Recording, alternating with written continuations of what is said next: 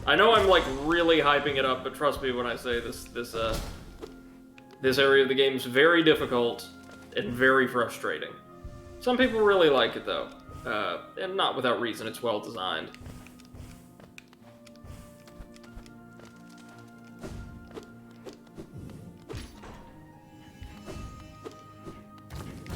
Okay, so activating those lamps will open gates near the elevators, located at various levels of the castle.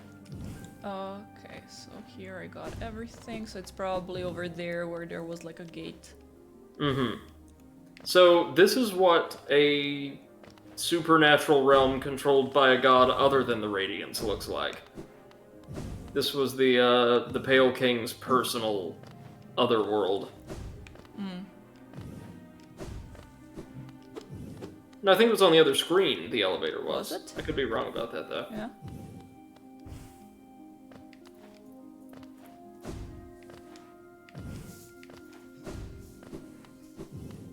Dre says, well designed, and there's ways to make it easier with the hive blood at least. And no, that's true. It's just not everyone's cup of tea. We'll say that. Whee! There you go.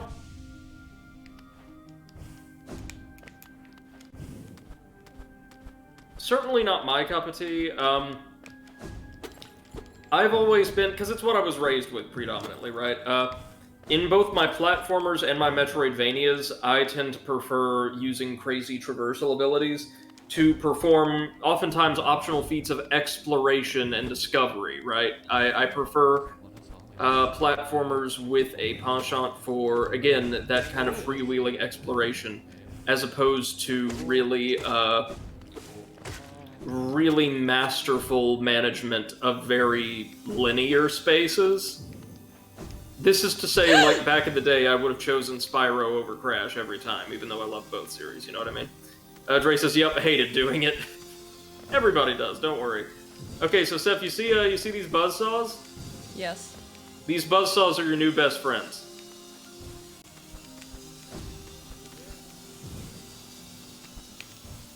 And what do you think it was like for the delivery folks every time the king ordered something off Amazon? As long as he didn't have Prime delivery, I think it would be fine. Yeah, and after you take damage, don't forget to rest a bit to allow the hive blood to refill the pip of health you lose. Because otherwise you'll lose it permanently if you take another hit. Mm.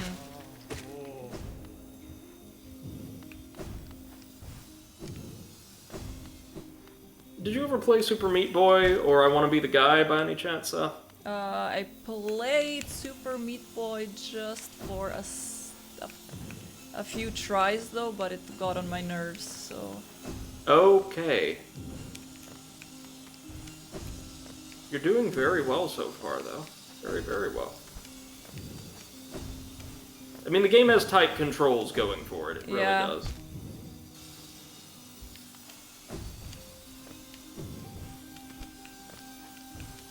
Good, good.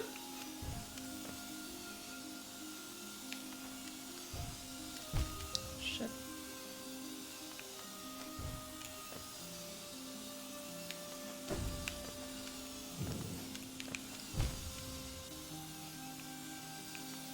Okay, so I need to let it rest a bit. Yep. Welcome to hell.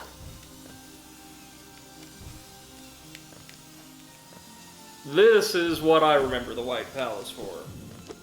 The buzzsaws. Buzzsaws just flying pell-mell all over the place.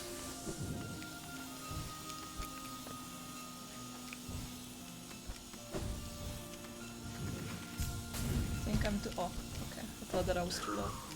That was close. Good, Yeah. though. Very good job, Seth. Yeah, I think you could do this today before the end of the stream. Easy, right, chat? The pace you're moving at any rate. Thank you.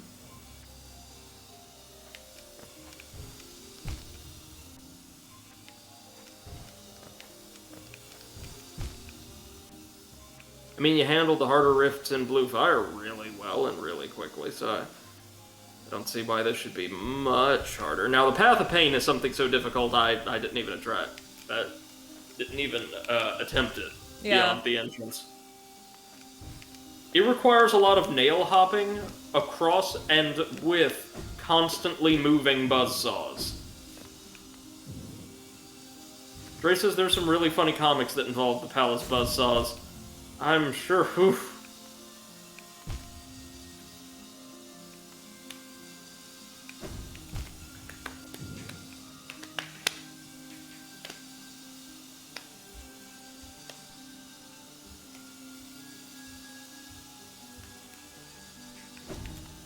Shit. I don't think I can stand there.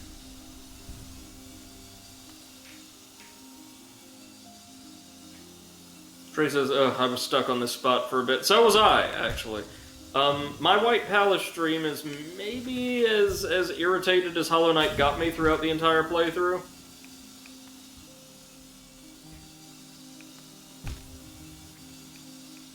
So there's a little tiny safe zone between each set of saws. And by tiny, I mean pixels wide.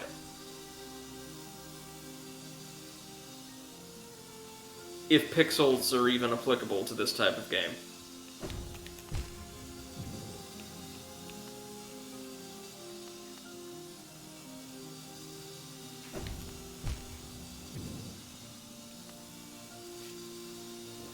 Yeah, this part is very annoying. Oh, you've seen absolutely nothing.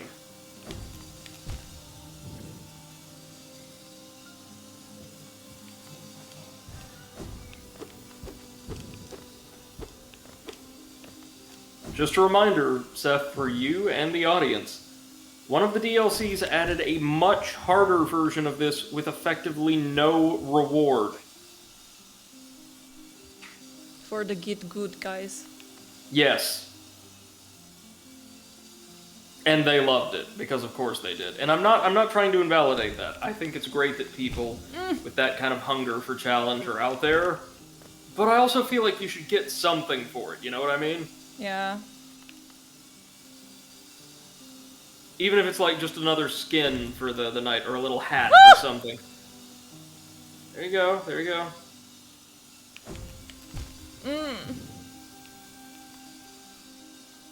For whatever reason, I found it easier to make my way across or between each set of saws after the blade immediately in front of me had risen to the ceiling. Ray says, yeah, that's why I haven't done it yet. Yeah, and I doubt I ever will do the Path of Pain. I would like to do the Pantheon at some point, the Pantheon of Hallownest. Because fighting bosses is a bit more, you know, my bag. But, not this. No. No, no, no. This is not fun. No, but Seth, it's challenging, so isn't that automatically making it the best part of the game? Wasn't the rest of it too boring, too simple? Isn't this what real gamers, real elitists, the engines of human progress demand?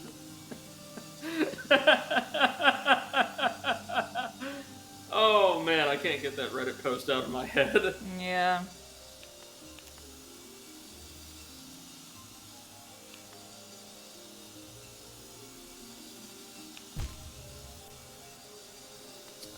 If gamers are the future, we're fucked.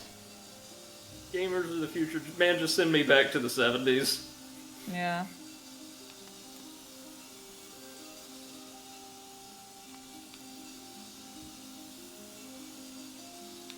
The world was a better place with disco, let me tell you. Maybe that's how to spread joy, especially through music. Maybe we just need cocaine again. Yeah, that's one way to do it. No, I mean, all music today, think about it. Like, pop music, it's made on depressants.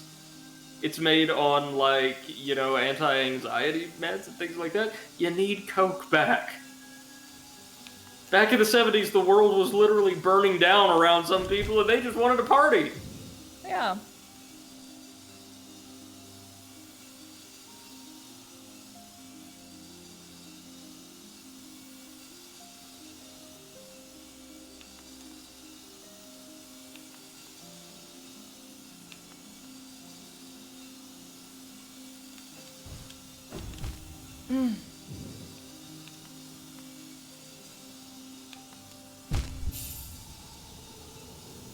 Oy. Yep, this sucks. I'm glad we have reached solidarity in this, Seth. Just know, Brother Brady hates it too. I hate it probably more than you do. But I was able to do it, and if I can do it, you can do it.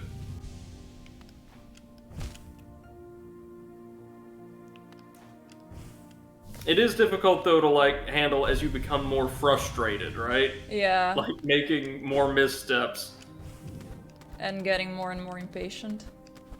And just so you know, this is not bonus content. This is required for, like, the intended ending of the game. Great. Nick says, I hate it and I haven't even played it. There you go. Nice, thanks. I will say, though, the aesthetics do kind of save this area, because it's beautiful, for one. Like, it's possessed of this amazing, stark, ethereal beauty. And the music is very, very nice. And I guess to kill innocent people here.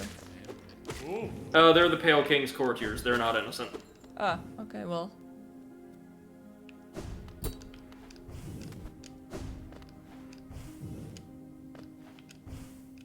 Okay.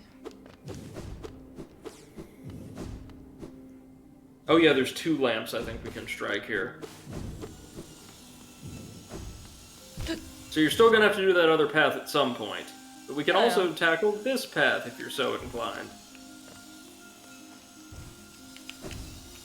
Ray says, if I could do it, you definitely could do it. I've never played a Metroidvania before Hollow Knight. Oh wow! This was your first? That's nice. Hell of a game to start with, man. I think my first might have been a Metroid Zero mission on the Game Boy. Or GBA, I should say. You know, the remake of the first game. Yeah. It was really good. I think it holds up well today. And maybe my second, at least like side-scrolling Metroidvania, was also for GBA, Castlevania Circle of the Moon. One of the games that's been forgotten, but I really enjoy.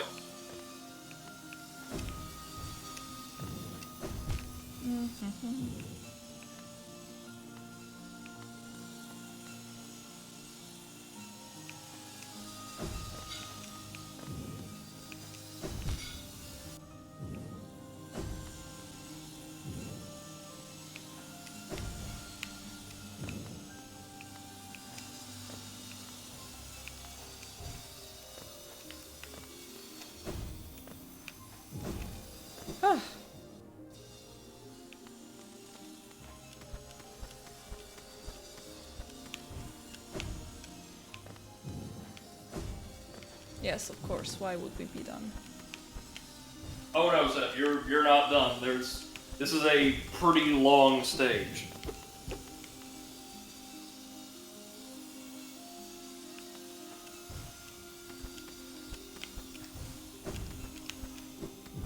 No! Ah!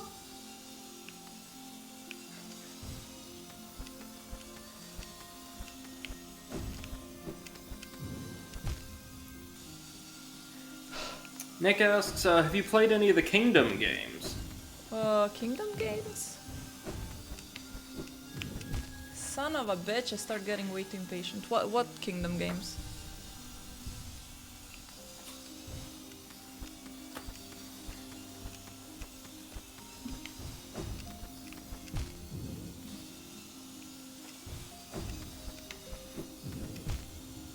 It seems like you're having an easier time with this section than the last, though. Yeah.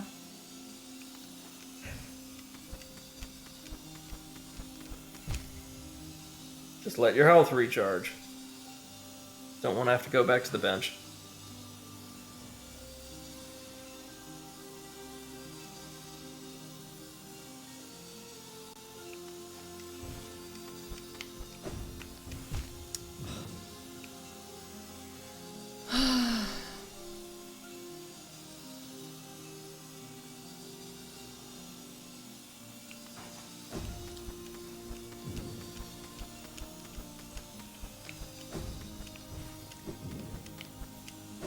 Oh, fucking spikes! Of course. And of course it's all silver.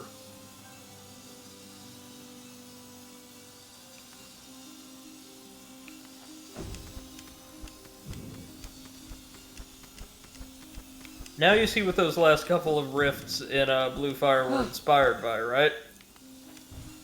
Yeah. Ray says, I'd recommend grabbing Grub Song next time you find a bench, then at least you'll get some soul each time you're hit. Yeah, actually, that probably wouldn't be the world's worst idea.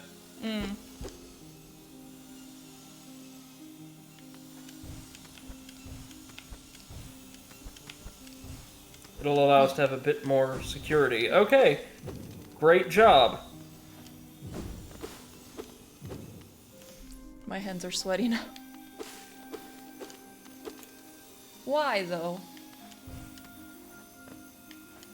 What contractor approved this?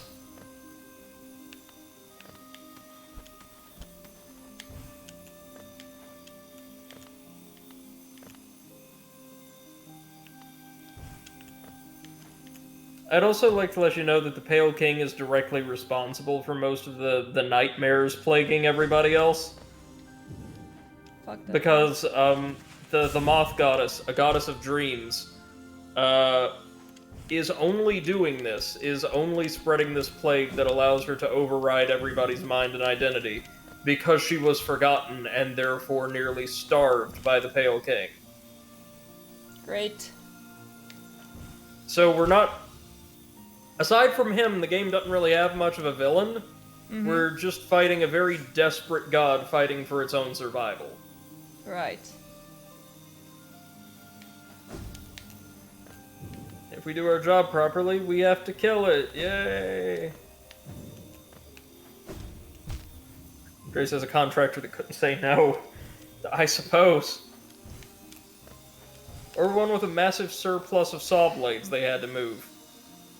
Yeah, he was like, I bought 100 instead of 1, so I guess this is what we gotta use now. I mean, this looks like the architectural equivalent of a money laundering scheme. Like there's no way somebody built this place to live in it. Instead, they built this place to make a lot of money disappear very quickly. Ray says he killed thousands of his own children to do it, too. Yep. And that's largely why the Queen's as depressed as she is when you find her. Are we done yet? Oh god, no. Q. Oh, at least they gave me. Except when I say this area is long, I mean it is like obscenely, cruelly long.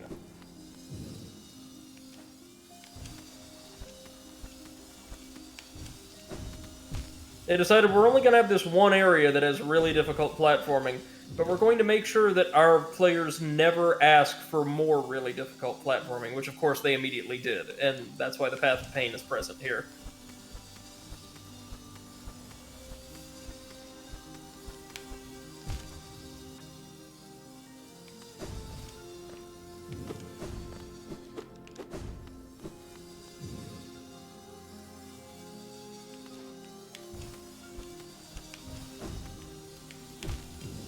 I am really sorry for being quiet right now, but I'm trying to focus. No, that's And that's totally reasonable. My fingers are very wet. I know the feeling. Of course.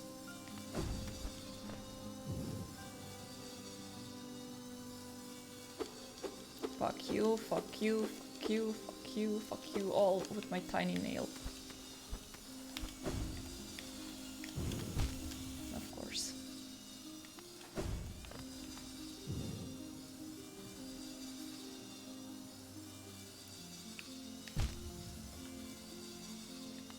Beppo and I are gonna go for a very, very long walk as soon as I'm done.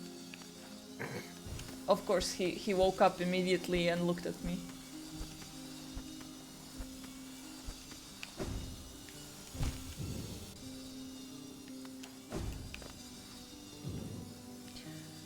Ah, all around me are familiar faces.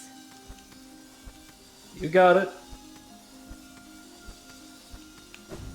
Ray says it's fine, we totally understand. Yes, we do. This is, believe me, a very good run of the White Palace.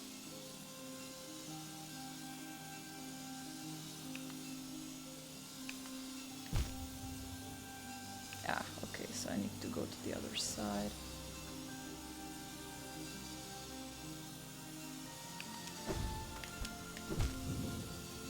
Not like that.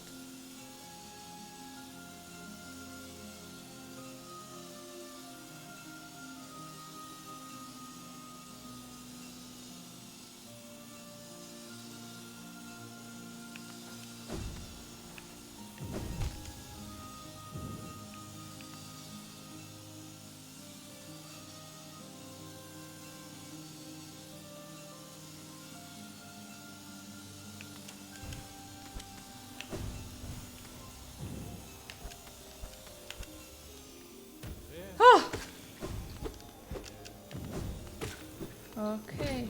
Gray says, I think after my first Soul Master attempt, when I was still learning the game, this is where I got the most frustrated. And Nick says, it's just annoying having to wait for your health blob to regen. Yeah. Yeah, that charm is not exactly designed with this, this method in mind, but it makes the White Palace far more manageable. Okay. So now we have to travel that other path, the one that we died on last time around, finding a lamp over there. Yeah, great. Love it. And then we have to do it all again. Wait, it wasn't this way, right? Maybe up and to the left?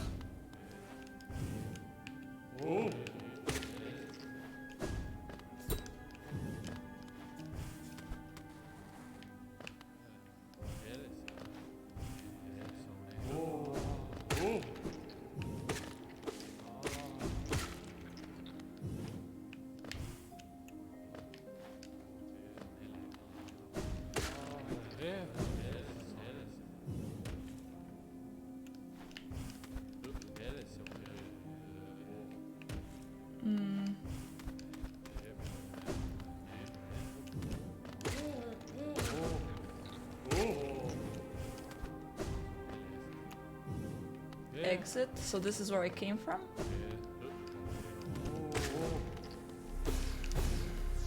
Maybe? Yeah, that's how we're going to access the room from the other area. Oh, okay, so this is where it is. Yeah. Audrey says that's where you can leave the dream. Oh, that's right, they even add a couple places from which you can abort your exploration.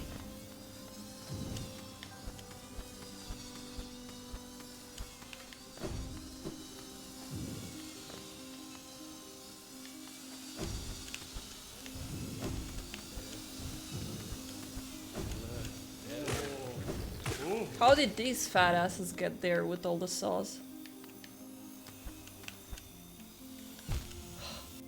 I believe they're spirits.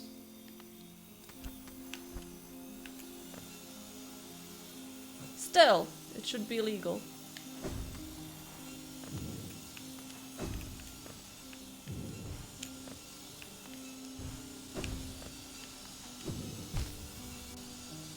It was built around them, I bet, says Dre.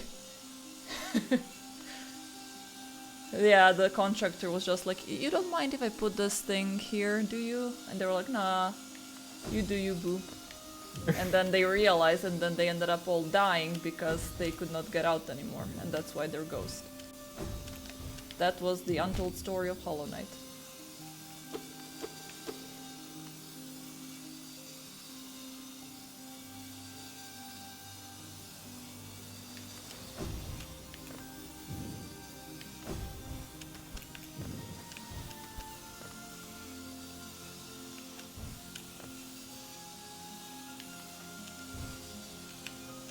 Oh, fuck me.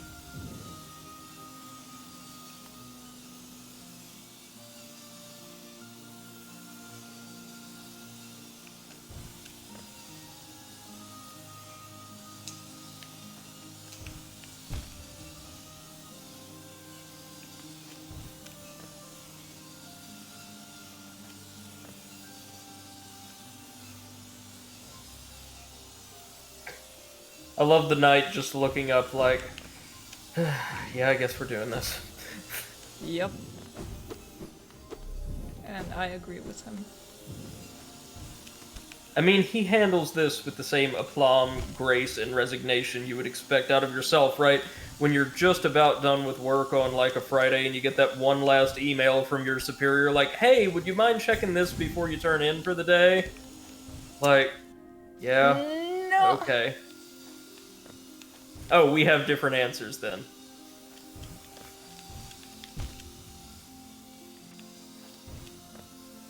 I'd be like, oh, yeah, sure, fine. Oh god, here we go again.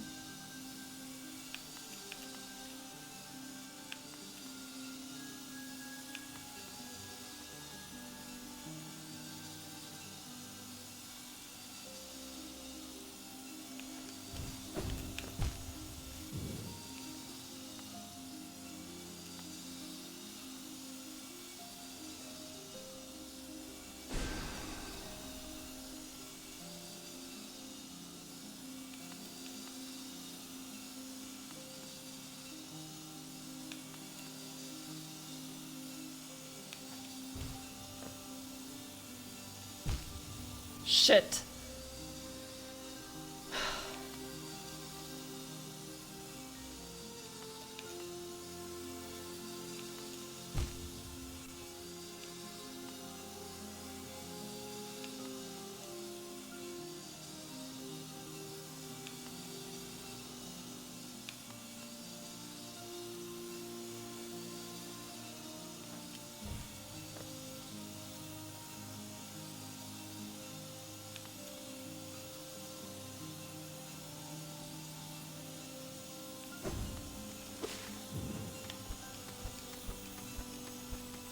Dear God, why? What did I do? Nope, nope. Yeah, I agree with those dogs for the first time.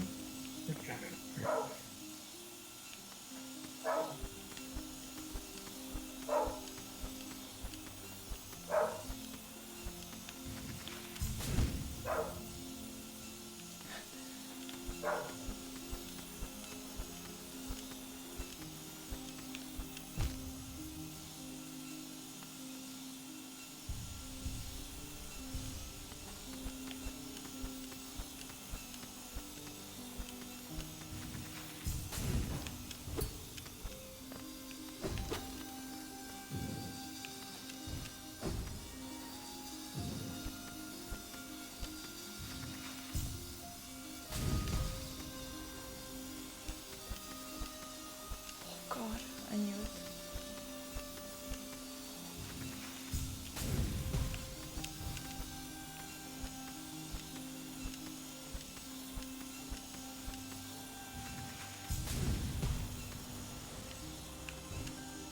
Please tell me I'm done. Oh god, no. But Dre does say getting farther, doing awesome, and Nick says nice. That was very well done, Seth, but we've got farther to go. Why? I'm ready to embrace death. Don't worry, you will get to meet with the person who, like, put us through all of this at the end. Great. Okay, where do we go now? Here?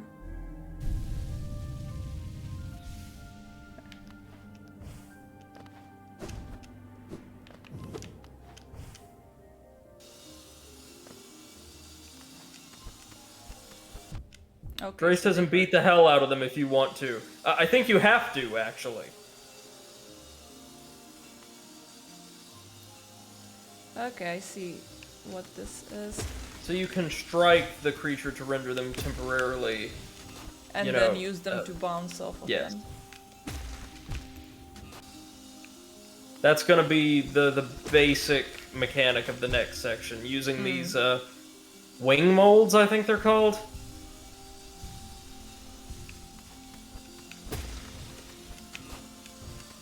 At least they're a good source of soul.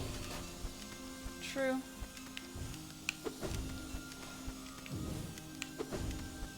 Dre says, yeah, wing molds. Thought so.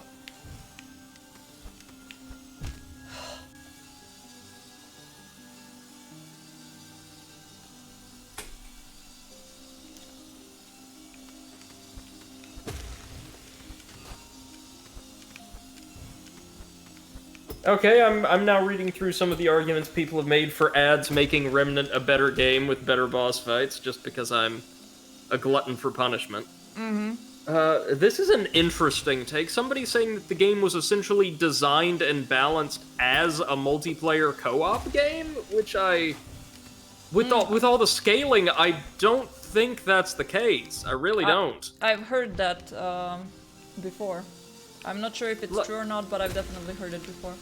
Like, I think, yeah, they they anticipated co-op playthroughs to a greater extent than, say, Dark Souls design philosophy did, but that didn't mean they paid no attention whatsoever to what the solo experience would be like, or that they should have, right?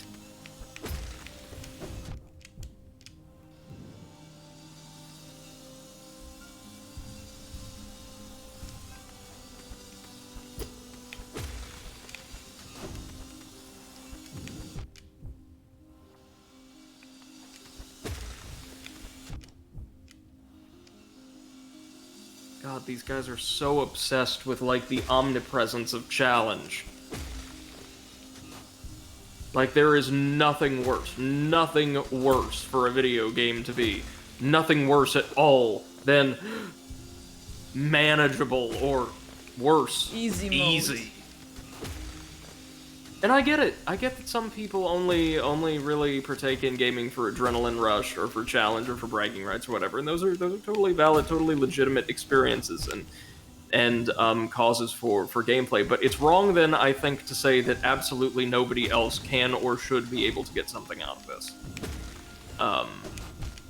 Yeah. Like, if you don't enjoy it my way, you're not enjoying it right. Which is what the Dark Souls discourse tends to turn into too often, I think. Oh no!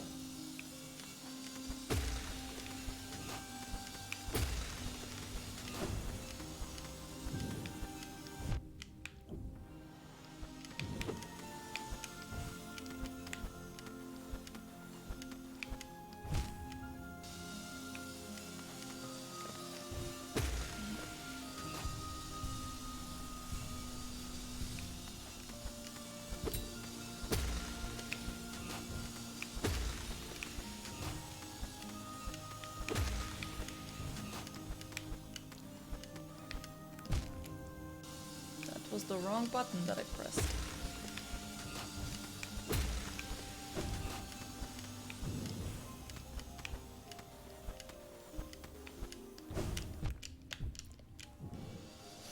Whew.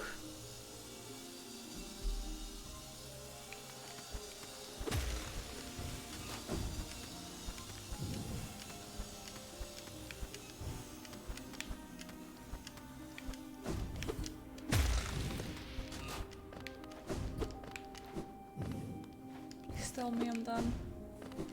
Oh, a bench.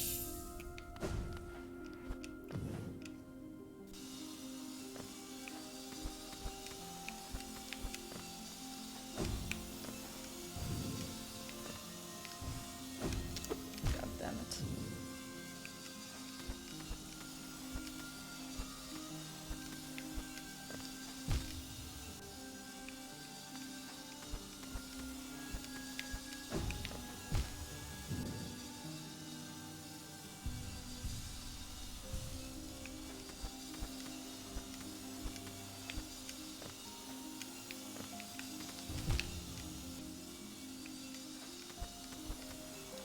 Dre says it's a good thing this game is so responsive, or else stuff like this would be impossible.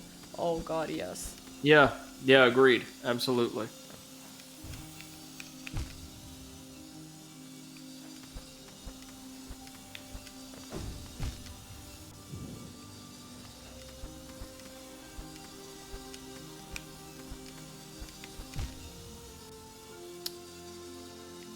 Okay, give me a second. I'm just gonna go replenish my health here at the bench that's so conveniently placed here.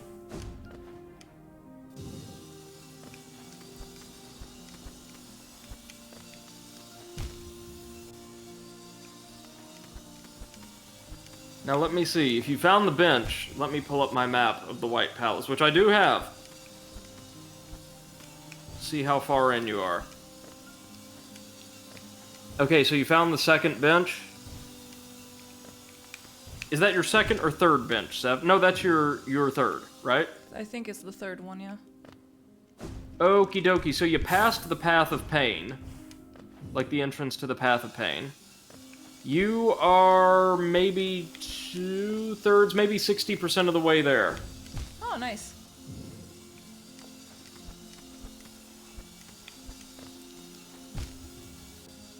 And by nice, I mean screw this.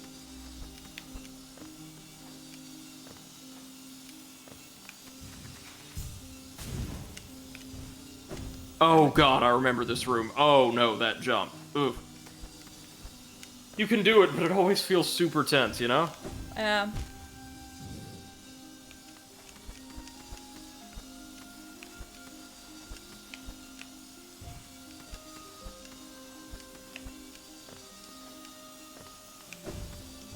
Again, wrong button.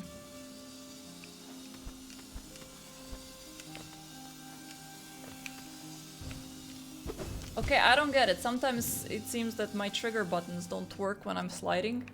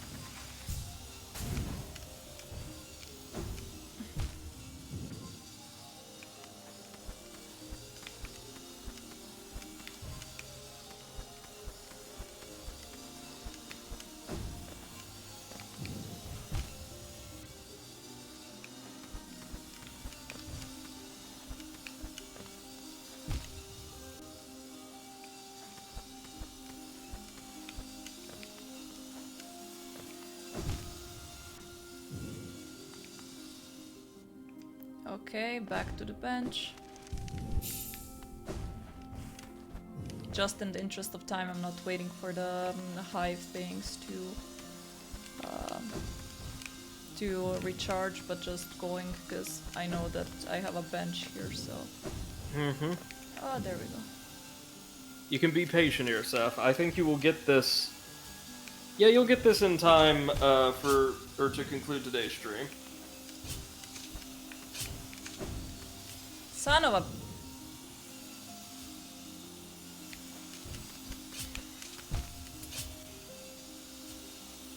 How are you feeling? Kill me. No, No, I mean, like, jokes aside, are you doing alright? Yeah. I was super tense during this, so... Oh! Of course. This is where it brings me.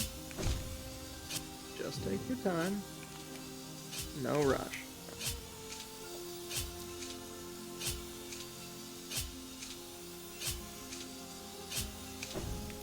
Okay. Good. Good.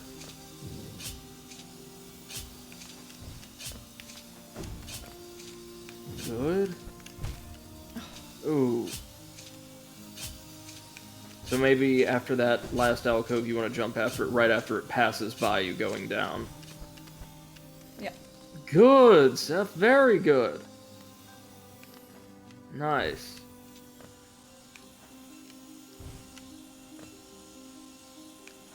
Oh, this section. Yeah, I'm with Dre. Dre says you got this. Agreed. So we're going to have to nail hop here. Yeah, that's what I was Up thinking. the wall of spikes. Because you can use your downward swing, you know, to hit something slightly to the left or right of yourself.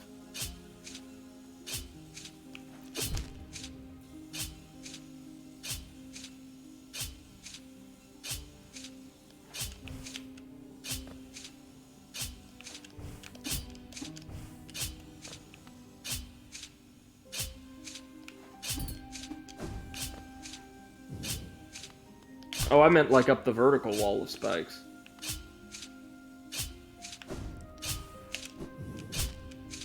Oh, well, that too. J-Streb, welcome to the stream. J-Streb, hi. Pozdrav. What's up? Pozdrav. Komzia. Komshia. Komzia. Like friends. Welcome to the stream. Hope you're doing well. Glad to see you.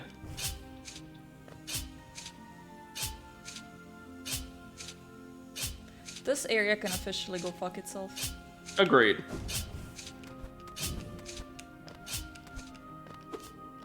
Very nice, though.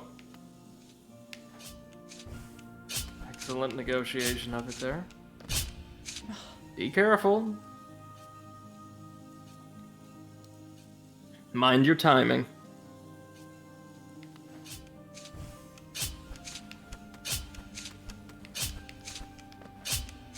Dre says you're getting really close to the end. Yes, you are, actually. We are almost there.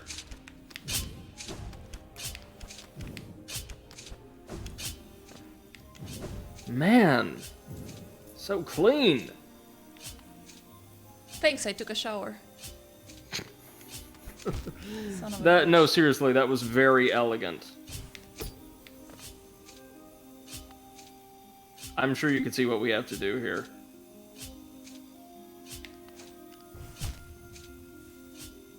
To anybody joining us in chat, if you would care to follow our adventures or get caught up on our backlog, please feel free to follow the YouTube channel, which our bot has linked just a moment ago. There you can catch Seth's streaming backlog, my own, and that of our fellow co-streamer Comrade Potato, who is away at like medieval combat training today. As well as installments of our podcast, examining elements of gaming as both a culture and an industry, serious and silly alike, pretty regularly. Now that I've completed my thesis, I'm going to be able to devote time to that program once again. And you can also catch a signature series, Overanalyzing Creepypasta, over on the YouTube channel exclusively, where we read and riff on some of the very best, worst short-form horror fiction the internet has to offer. Our most recent episode highlights an iconic, like, beloved Pokemon creepypasta that's like half of an idea. It's literally just half of an idea.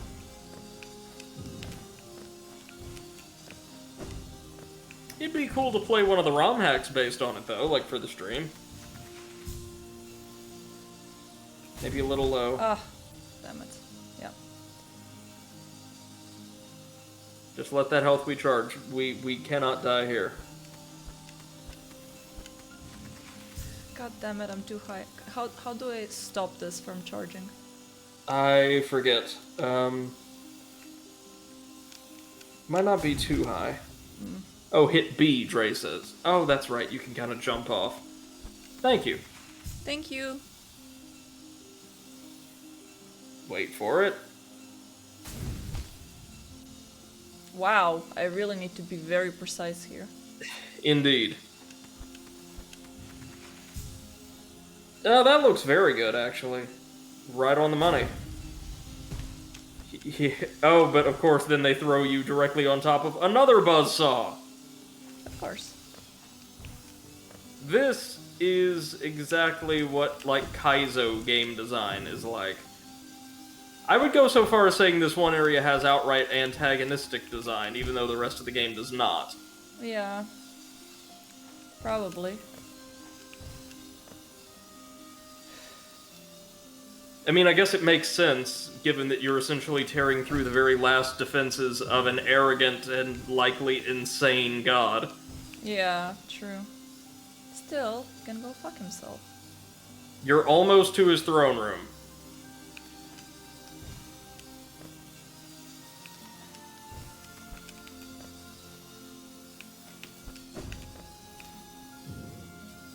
It's a very long area, too, isn't it? Yeah. At least they allow you to respawn here instead of back on the ground. True. That's a suspiciously generous checkpoint. Yeah.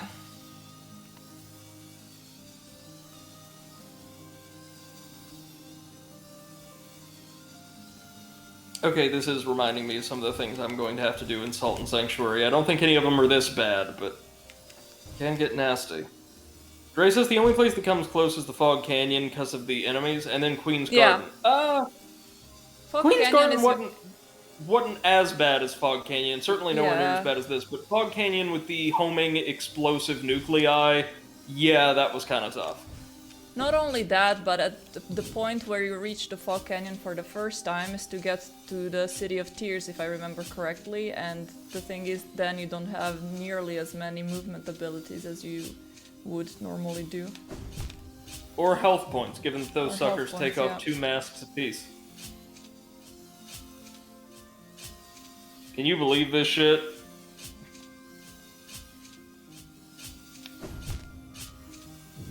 That was close. That was very close. Yeah.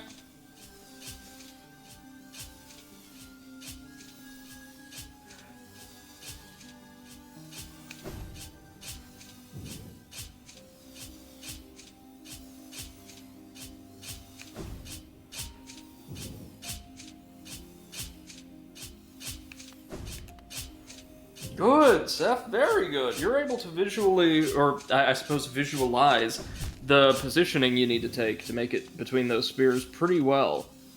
That's impressive.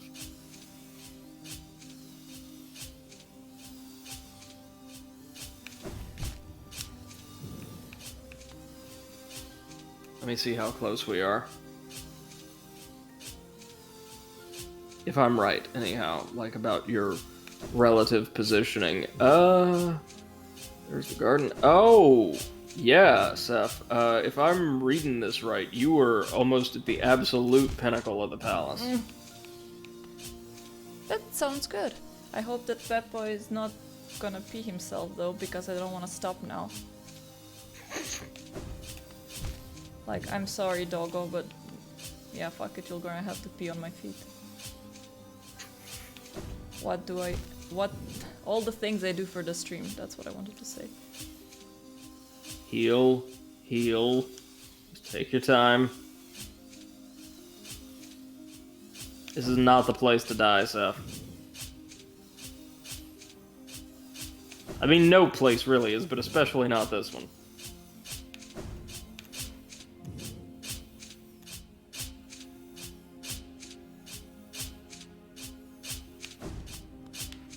Nice! Hell yeah. Ray says you could sit on the jerk's throne as well, which is a great pick. It's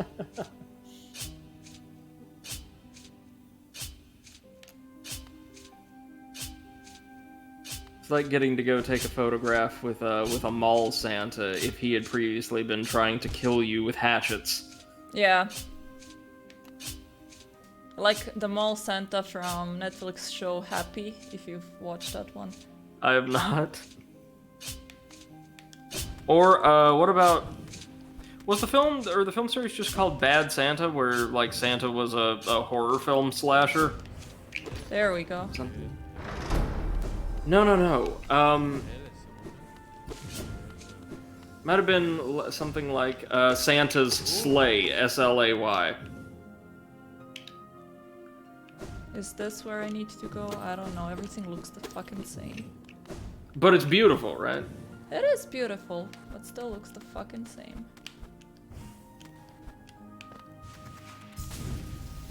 Oh no, that's definitely not where I wanted to go. Oh no, it does just keep going. Trey says, yeah, that sounds right. Yeah, Santa's Slay. You've been there before, right, Seth? Or have you not? No, you haven't. Right? I don't think so.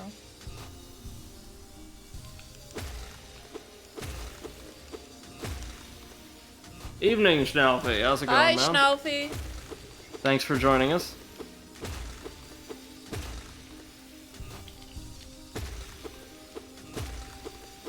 Are you back to work now, Schnaufy? Or still on vacation? Man, I miss work. Like real work, I mean.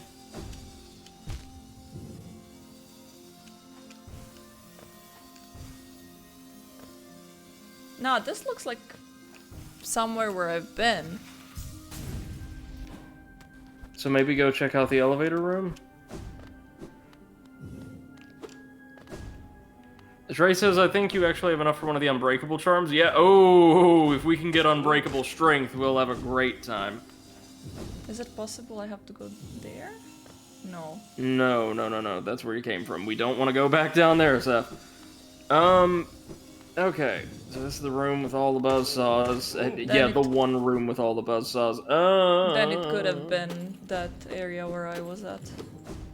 Christ almighty, yeah, I think you do have to go forward. In which case, Schnaufy says, busy times, I'm the boss now. Yeah! There Nice. you go.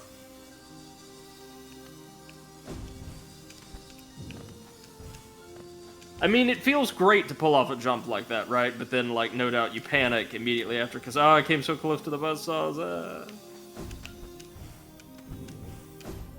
Pretty much, yes.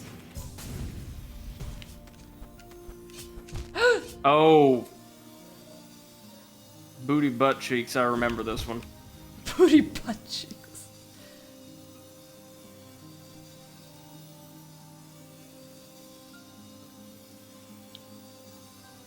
Schnabby says, and more busy times. My Wi-Fi sucks and I don't know what the cause is. Better than your wife sucking. No, wait. It's entirely possible. Jesus, Seth. It's entirely possible that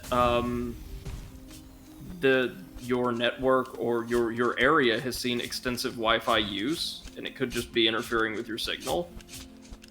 It's a common phenomenon on and around college campuses here, in Tennessee at the very least, where like there's just so many signals bouncing around that everybody's signal quality and responsiveness drops off as a result of it. You know what I'm talking about, Seth? Yeah. But I don't think Schnaufy is at college campus. No. I was just saying it could be in your community as well. Yeah. Like It's the quite often network in being campuses. over text. Yeah. Is the plural of campus campuses? Yes. Why not campi? Because that sounds too much like a toast in Japanese. And that would be too much fun for higher ed. Kampai!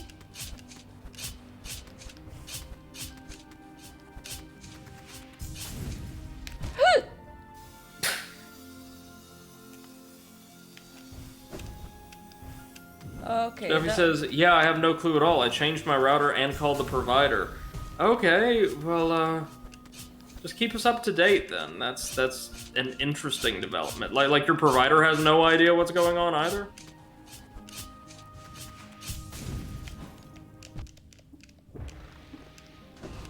Jesus. It's a shame. You can't be a speedrunner without some speedrun internet. Exactly.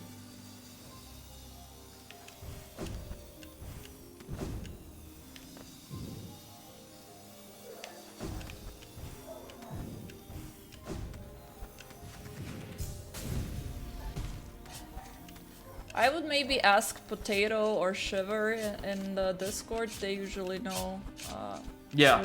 how to deal with stuff like that. Shit, Taki mushrooms. You think Cookie could help as well? Cookie as well, yeah. Schnaufy says the last step is changing the OS, but that's not what I want. Yeah, no. If changing the OS is what makes it work, then there is something really wrong.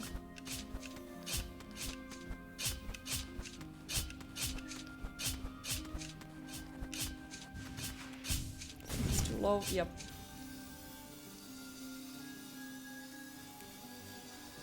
So Seth, there actually is quite a bit more to this, I'm seeing.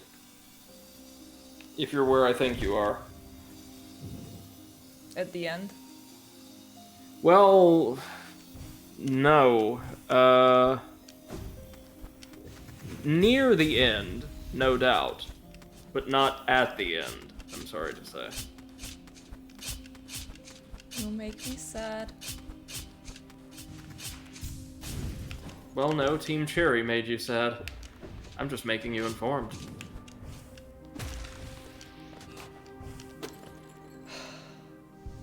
There you go, great job.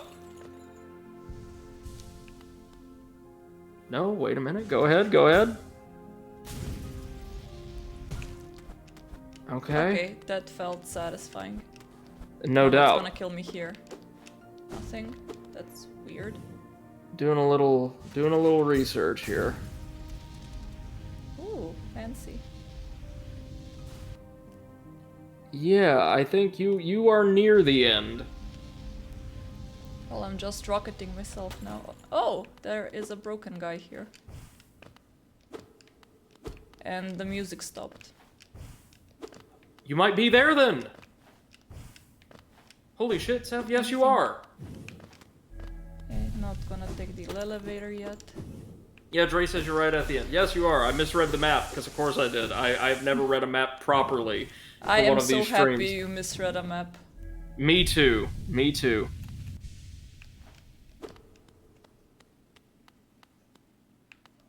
Eh. Hello. There's the Pale King, the one responsible Okay, for all bye. this. No. You need something from him, so yeah, kick his ass. Now you can see why he had so many defenses. Because he's dead. Yep, been dead for a long time. Or, at the very least, he's left his body.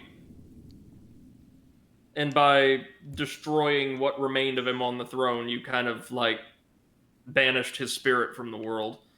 Dre says it's interesting that there's void in that area. Well, ostensibly he was using them to create the king's molds, so I assume he would have kept some around his personal chambers. Now! Yeah, but that is gonna be it for tonight, because it's already 11:30, so we're going to start our next stream by going down into the abyss and Yes. replacing that badge with something worse that we need for the final boss. Yay! I guess. I don't know if you can see, but there is just a single paw at the end of the camera here. And that is the paw of a doggo that's completely on his back. He loves lying like that, doesn't he? Yeah, I think I've read somewhere that it's because corgis have a very painful back because they're like so fat and so long. So for him it's like very nice to lie on his back because it like helps him like straighten the back a bit. So Dre says I've heard the theory that the void killed the Pale King. Yeah, maybe actually. We will see. I mean, I don't know. But yeah, that's gonna be it for today. I think that we are gonna continue on Thursday, right? Unless there is any change in plans. Tomorrow is Brady's turn? Yes, ma'am.